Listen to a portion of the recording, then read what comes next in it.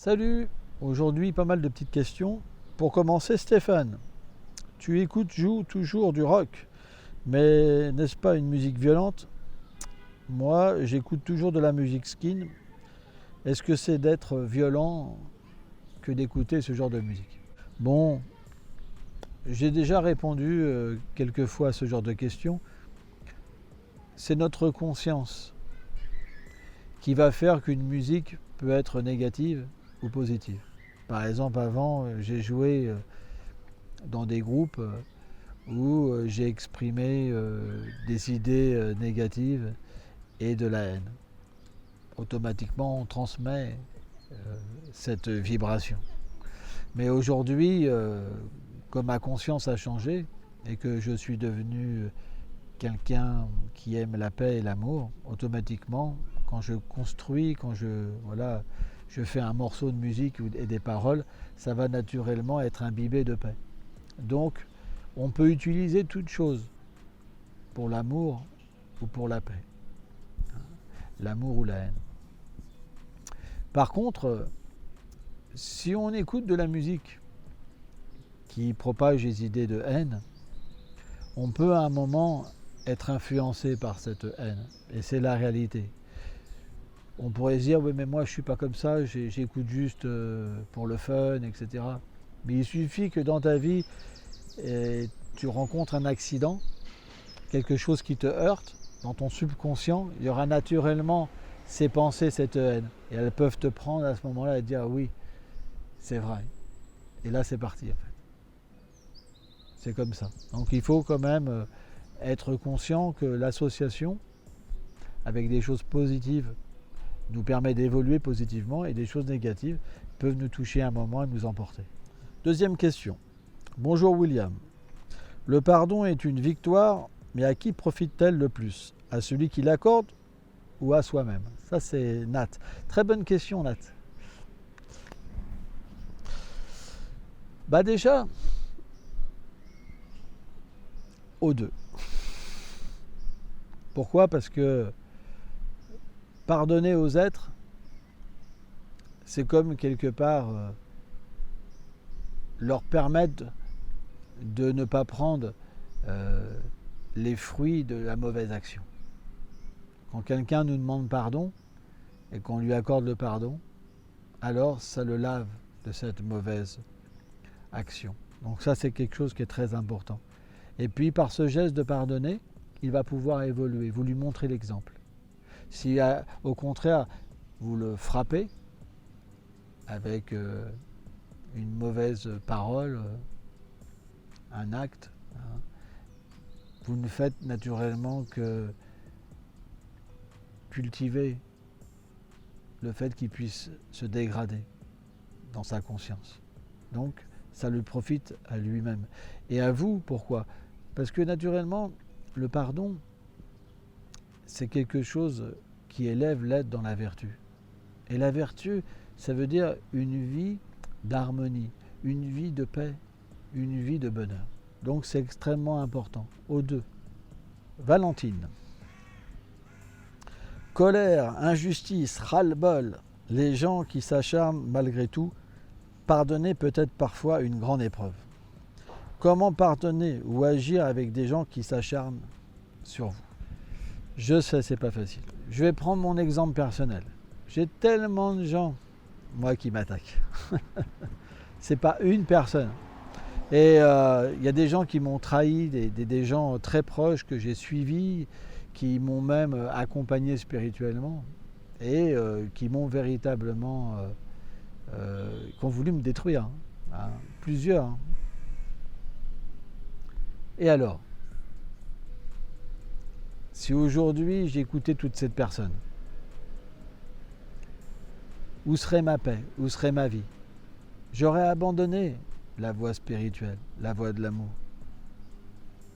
Mais lorsqu'on pardonne à des personnes qui nous persécutent, c'est le plus beau pardon.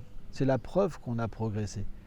C'est la preuve qu'il y a de l'amour en nous, qu'il y a de la paix. Pourquoi? Parce qu'on peut comprendre que c'est les erreurs des êtres vivants. C'est leur défaut qui agit et pas leur vérité.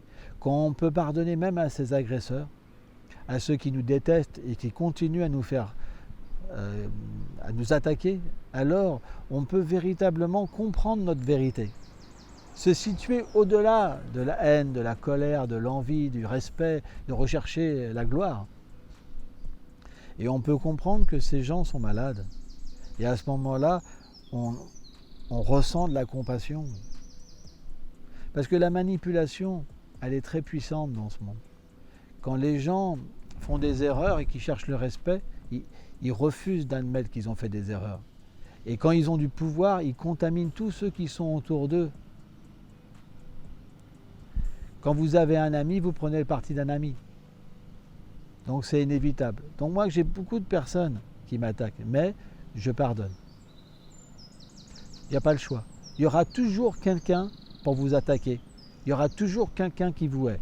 Donc, vous avez encore je vais dire la même chose. Vous avez le choix. Soit vous pardonnez, vous êtes dans la paix et vous tolérez, soit c'est la guerre.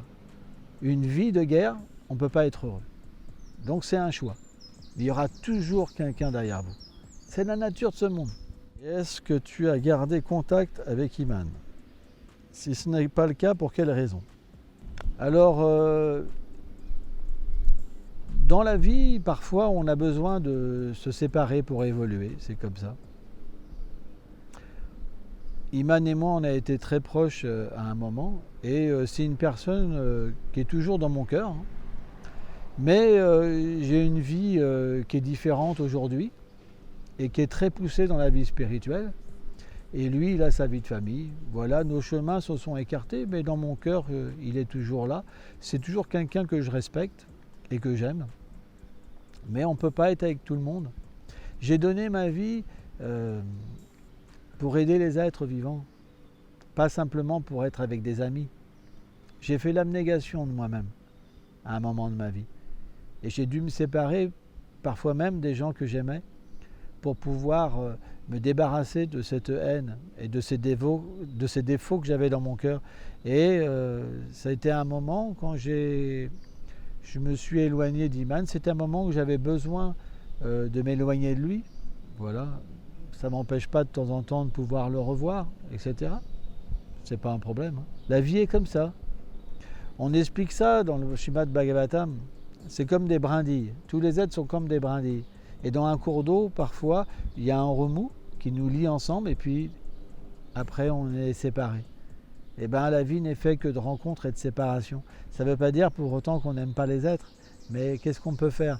C'est comme ça. On est emporté dans une action. Moi, je suis emporté dans Ahimsa non-violence, par exemple, à propager la paix. Lui, il est emporté à faire autre chose. Ben voilà, ça ne veut pas dire qu'on ne s'aime pas. Mais on ne peut pas être ensemble pour l'instant. Voilà. Alors, Géo, merci pour toutes tes vidéos que je suis régulièrement. Pourrais-tu aborder une fois le sujet de l'impulsivité? Je pense être quelqu'un de bon, mais quand j'ai trop de pression, je pète un câble. Et ça gâche tout, ce que j'aurais pu faire de bien.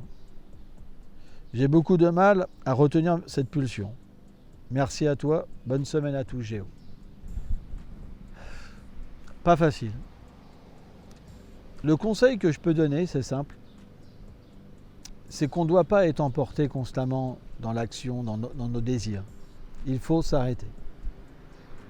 Il faut dire stop des fois à la vie. Réfléchir. Analyser nos actions. Parce que quand on est trop emporté dans la passion, on veut faire tellement de choses, faire plaisir à tout le monde, ceci, cela, à un moment, paf, ça pète. Et quand ça pète, alors on tombe vraiment dans une dépression et on peut aussi tomber dans les rancœurs avec les gens, etc. Parce qu'on attend tout le monde, on attend trop de nous-mêmes et ça casse. C'est pas possible. Non, il faut cool. Il faut s'arrêter, il faut avoir des moments pour méditer, des moments pour penser, des moments pour construire. Le plus important, c'est d'entrer en nous-mêmes et de comprendre qui nous sommes. Comme nous sommes trop emportés dans l'action intéressée, alors nous construisons quelque part un personnage avec notre environnement. On aurait eu un autre environnement, on serait complètement différent. Donc, la vérité qu'on a en nous-mêmes, elle peut s'altérer à travers nos actions, nos pensées, nos rapports avec les êtres vivants. Mais l'important, c'est revenir en arrière, aller à l'intérieur de nous-mêmes et d'aller chercher qui nous sommes réellement. Et à partir de là, il n'y aura plus cette négativité qui vient nous chercher, cette frustration qui nous fait péter un câble. On deviendra équilibré. Pourquoi? Parce qu'on pourra observer à l'intérieur de nous-mêmes.